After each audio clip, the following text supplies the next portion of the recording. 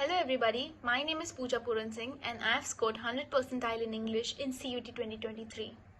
According to me, one should start preparing really early for a competitive exam, be it CUET or any other. Studying and going through the content really does not help.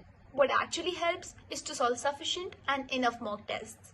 And as we all know, CUET is a computer-based examination, so what we require is a website which would give us the exact feel of sitting in an examination hall which conducts computer-based exam.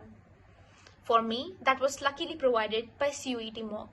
It was recommended to me by my friend, and when I tried it, I noticed that it does not only provide previous year questions, but they also provide sample papers which they themselves create.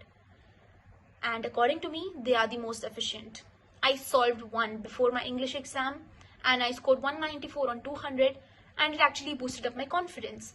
And I also kind of got an idea about what kind of questions would come in the exam. And trust me, they were just of the same pattern and it really helped. So I would really recommend all the students to practice their mock test from CUET Mock, as it's really helpful and the most efficient website I found.